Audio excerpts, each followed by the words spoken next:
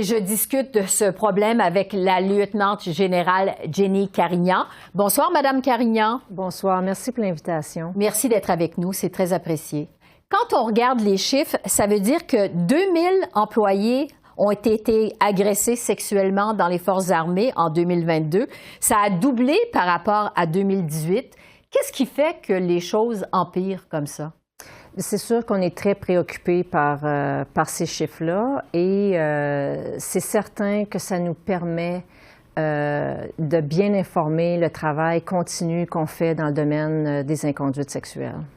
Oui, parce que les choses empirent quand même. Comment vous expliquez ça?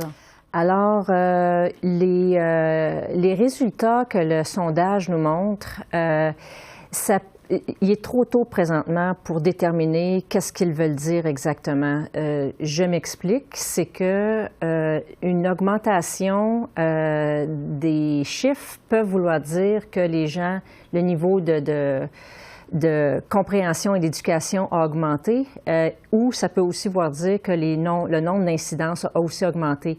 Donc, ce qu'il faut faire présentement, c'est bien analyser ces données-là de concert avec les autres recherches ou les autres sondages qu'on a pour faire la lumière là-dessus. Alors, pour nous, les données et les résultats du sondage sont extrêmement importants.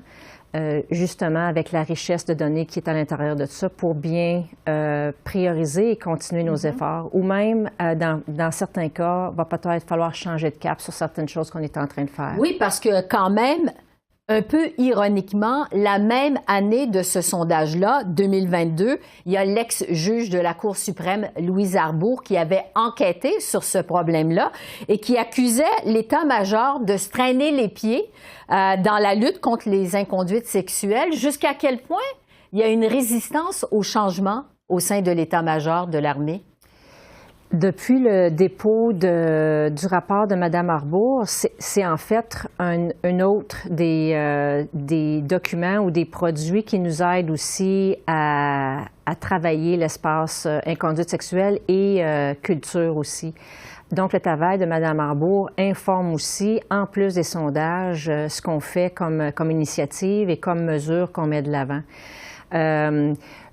À mon niveau, moi, je dois dire, puis c'est ce que le rapport du moniteur externe aussi, Mme Terrien, illustre, là. Moi, à mon niveau, j'ai jamais vu un si haut niveau d'engagement de la part de nos leaders dans les forces pour s'attaquer à ce problème-là.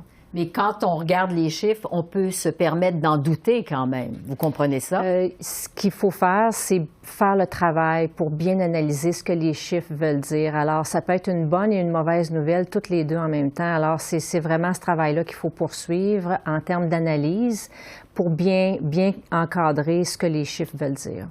L'autre problème, c'est celui des signalements. On apprend dans l'enquête que la plupart des victimes d'agressions sexuelles ou d'inconduite sexuelle dans l'armée ont même pas cru bon de le signaler parce qu'ils pensaient que ça donnerait rien de toute façon. Jusqu'à quel point il y a un problème au niveau du mécanisme de signalement dans l'armée? Alors, le signalement, en tant que tel, c'est un processus qui est extrêmement personnel et aussi extrêmement complexe. Alors, il faut le voir avec beaucoup de respect parce qu'il faut avoir des mécanismes de rapport qui vont permettre un niveau de flexibilité pour les victimes de décider d'être complètement en contrôle de la façon dont leur plainte va aller vers l'avant. On le sait qu'il y a énormément de barrières à rapporter. C'est difficile à rapporter et on s'implique présentement à enlever plusieurs de ces barrières-là. Comme on a pu voir au cours des derniers mois, on va enlever l'obligation de signaler. On a aussi ouvert l'option à nos membres d'aller directement à la Commission des droits humains. Les victimes peuvent aussi aller vers la police, ils peuvent aller vers la chaîne de commandement. Donc, on doit offrir diverses options pour que la victime soit en plein contrôle de sa plainte. Oui, parce que vous dites qu'il faut voir le mécanisme avec beaucoup de respect, mais quand on regarde les chiffres, visiblement, c'est un mécanisme qui ne fonctionne pas. Ce que le sondage nous dit aussi, c'est que les membres des forces nous ont aussi dit que peu importe les mécanismes, les nouvelles politiques qui seraient en place, ils ne rapporteraient pas des inconduites sexuelles. Encore une fois, il faut vraiment bien analyser cet espace-là pour clairement travailler sur les barrières. Pourquoi que les gens, même si on met tout en place, ne veulent toujours pas rapporter. Alors, c'est le travail qu'il va falloir faire. Oui. Madame Arbour avait aussi demandé que l'armée soit plus responsable des cas d'agression sexuelle, que ça soit remis aux autorités civiles. Est-ce que ça a donné des impacts positifs? Ça a été positif. Alors, on est dans les derniers moments d'officialiser le transfert de façon officielle, mais en pratique, les cas d'agression sexuelle qui sont sous le Code criminel du Canada sont sous juridiction civile. Alors, en termes d'application, c'est en place. Maintenant, on est dans les derniers moments là, où le travail se fait pour bien officialiser au niveau légal, et etc. Là. Le transfert n'est pas encore complètement fait, c'est ce que vous nous dites. Le transfert est fait. Donc, depuis la mise en place intérimaire de la recommandation 5 de Mme Arbour, les cas sous le Code criminel du Canada sont envoyés vers la juridiction civile. Oui. L'enquête nous apprend que, évidemment, sans surprise, la majorité des victimes d'inconduite sexuelle dans l'armée, ce sont des femmes. Est-ce que la situation ou l'évolution des femmes dans l'armée s'est améliorée, selon vous? Visiblement non, là. Il y a certaines communautés qui sont plus à risque, plus vulnérables dans les forces. C'est ce que le sondage nous dit. Mais est-ce que vous constatez des progrès?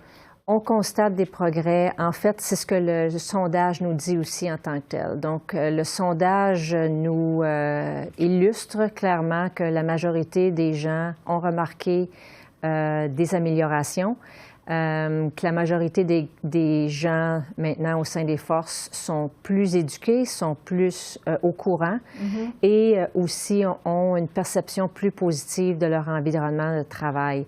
Donc, c'est toutes ces données-là maintenant qu'il faut bien analyser parce qu'on est tout à fait conscient que le travail est loin d'être terminé, puis on est très engagé à bien le continuer. Oui. On sait que les forces armées ont des problèmes de recrutement. Vous êtes militaire.